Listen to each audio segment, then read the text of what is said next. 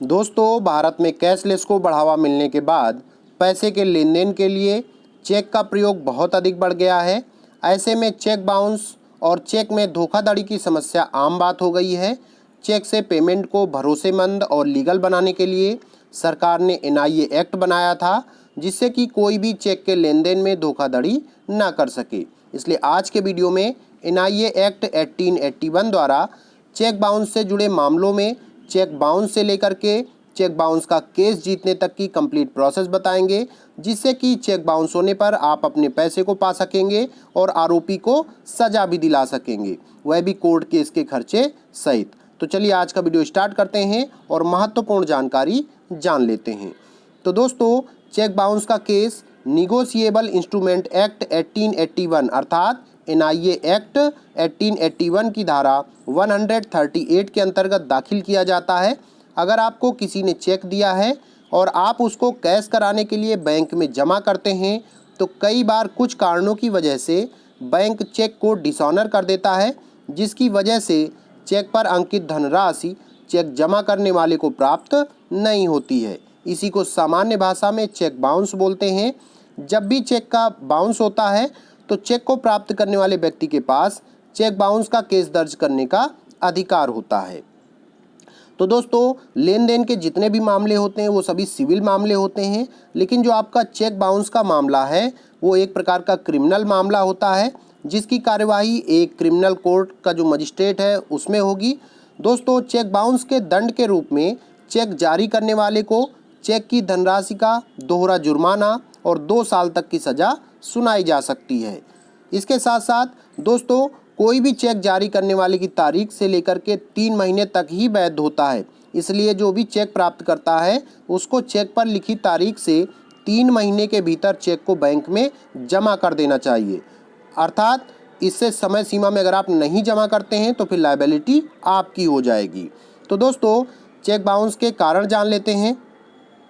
तो दोस्तों, cheque bounce के कारण क्या हैं कि सबसे पहले चेक जारी करने वाले के खाते में उतना पैसा नहीं हो जितना कि चेक पर अंकित है। दूसरा, चेक जारी करने वाले ने चेक को खाते में लगने से रोक दिया हो। तीसरा, चेक जारी करने वाले ने हस्ताक्षर सही नहीं किए हों। और चौथा है, चेक जारी करने वाले ने बैंक से अपना खाता बंद कर दिया हो। और दूसरे भी बहुत से कारण हो सकते हैं। इसके साथ साथ एक डॉक्यूमेंट्स आपको अवश्य कलेक्ट करना चाहिए, वह है आपका चेक रिटर्न मेमो। तो दोस्तों, बैंक आपको चेक बाउंस होने के कारण बताते हुए एक स्लिप प्रदान करता है, जिसे चेक रिटर्न मेमो भी कहते हैं। बैंक से इसको लेना बिल्कुल ना भूलें, क्योंकि इसका इस्तेमाल आपको चेक जारी करने वाली पार्टी के खिलाफ अदालती कार्यवाही में करना होता है। तो दोस्तों, चेक बाउंस केस में नया प्रावधान किया गया है। तो चेक की विश्वसनीयता को बढ़ाने के उद्देश्य से संसद ने निगोशिएबल इंस्ट्रूमेंट संशोधन अधिनियम 2018 के द्वारा चेक बाउंस के नियमों को सख्त किया था। जब कोई चेक बाउंस होता है तो चेक प्राप्तकर्ता अदालत का दरवाज़ा खटखटाता है। तो निगोशिएबल इंस्ट्रूमेंट एक्ट 1881 की धारा 143A के तहत कोर्ट चेक प्राप्तकर्ता को चेक जारी करने वाले के द्वारा राहत के तौर पर चेक राशि का 20% तक का भुगतान पहले ही करा सकता है। मीन्स जैसे ही केस फाइल होता है तो आप वहां पे अपील कर सकते हैं कि हमें 20% जो है भुगतान किया जाए, जिससे कि केस को हम लड़ सकें और आर्थिक समस्या बिल्कुल नहीं आए। तो दोस्तों, इसकी प्रोसेस क्या है उसको जान लेते हैं। तो सबसे पहले आपकी होती है अनिवार्य लीगल नोटिस। तो एक बात का विशेष ध्यान रखें दोस्तों कि चेक बाउंस केस में सफल होने के लिए समय अवधि का विशेष महत्व होता है, इसलिए इसे इग्नोर बिल्कुल ना करें। तो जो चेक बाउंस के केस की शुरुआत है लीगल नोटिस के माध्यम से की जाती है। जब चेक रिटर्न मेमो प्राप्त होता है तो इसके 30 दिनों के भीतर चेक देने वाले व्यक्ति को स्वयं या एक अधिकृत अधिवक्ता द्वारा लीगल नोटिस भेजा जाता है। दूसरा, लीगल नोटिस में चेक बाउंस होने के कारण और भुगतान नहीं होने के कारण भी दिए जाते हैं तथा चेक जारी करने वाले को 15 दिन के भीतर चेक राशि देने का निवेदन किया जाता है। ध्यान दें कि अगर 30 दिन के बाद लीगल नोटिस भेजा जाता है तो निगोशिएबल इंस्ट्रूमेंट एक्ट 1881 के तहत न्यायालय में चेक बाउंस केस को दाखिल करने का अधिकार चेक रखने वाला व्यक्ति खो देता है, यानी वो केस फाइल नहीं कर सकता अगर 30 दिन के ऊपर का टाइम हो गया है।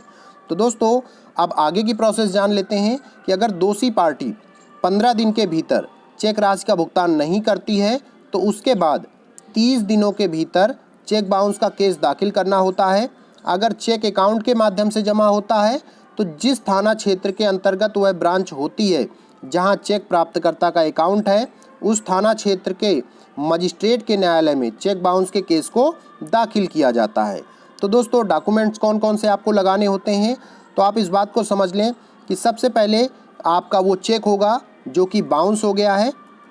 दूसरा जो महत्वपूर्ण डॉक्यूमेंट होगा, चेक रिटर्न मेमो, बैंक की स्टाम्प और सिग्नेचर के साथ लें। ऐसा नहीं कि चेक रिटर्न मेमो आपको बैंक दे दे और उसमें मोहर साइन नहीं हो तो वो एविडेंस नहीं माना जाएगा। तो आप चेक रिटर्न मेमो को ध्यान से इस चीज़ को देख लें, जब चेक बाउंस होगा उसके कारण बताते हुए आपको बैंक से मिलेगा।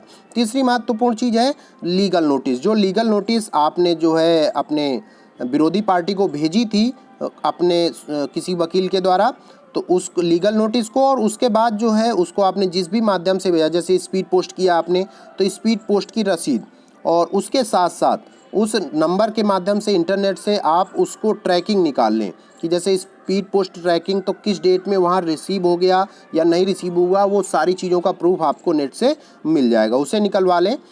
और चौथी महत्वपूर्ण चीज़ है कि अगर दोषी पार्टी द्वारा आपके लीगल नोटिस का कोई जवाब आपको मिला है तो वह जवाब भी आपको उसमें पेश करना होगा, और अगर कोई जवाब नहीं मिला है तो वो भी आपको उसमें मेंशन करना हो जाएगा। और इसके साथ साथ दोस्तों कि इसके अलावा कोई एग्रीमेंट जो आप दोनों के बीच हुआ हो या इस लेन देन से संबंधित कोई अन्य दस्तावेज जो भी हैं आपको पेश करना चाहिए, क्योंकि इसमें एविडेंस बहुत ही महत्वपूर्ण है। ऐसे केसेस में अगर आपके एविडेंस कमज़ोर पड़ते हैं तो आप केस को हार सकते हैं। तो दोस्तों चेक बाउंस केस जो है इसमें सफल होने के लिए 2-3 टिप्स हैं, उनका ध्यान रखें कि सबसे पहली चीज़, चेक बाउंस केस में सफल होने के लिए समय अवधि का विशेष महत्व होता है। अगर आपने टाइम जो आपको बैंक से चेक मेमो मिला है उसके बाद समय से आप लीगल नोटिस भेजें, और लीगल नोटिस की जो अवधि मैंने बताई उसको पूरा होने पर समय से आप जो भी निर्धारित क्षेत्र, जिस क्षेत्र के आप रहने वाले हैं जहाँ पे आपने बैंक में लगाया था अपना चेक, उस एरिया में अपने जो भी केस है उसको फाइल करें समय से। दूसरी जो महत्वपूर्ण बात है कि इसमें क्या होता है ऐसे केसेस में कि लीगल डेप्थ और लीगल लायबिलिटी अवश्य होनी चाहिए, कि ऐसा नहीं हो कि हमने चेक बाउंस केस डाल दिया, हमको किसी ने चेक दिया था और उसने भुगतान नहीं किया, तो भुगतान का उचित कारण होना चाहिए। ऐसा नहीं कि हमने नौकरी जो है लगवाने के लिए पैसा दिया था और नौकरी नहीं लगी तो हमारा पैसा वापस नहीं किया इन्होंने, तो वो चीज़ लीगल नहीं हुई। तो लीगल है कि जैसे कोई सामान आपने बेचा या किसी ने आपको कोई सामान दिया उसके एवज में आपने, मतलब एक लीगल डेप्थ और लीगल लायबिलिटी अवश्य होनी चाहिए। अगर ये नहीं है तो आप केस बिल्कुल भी नहीं जीत सकते हैं।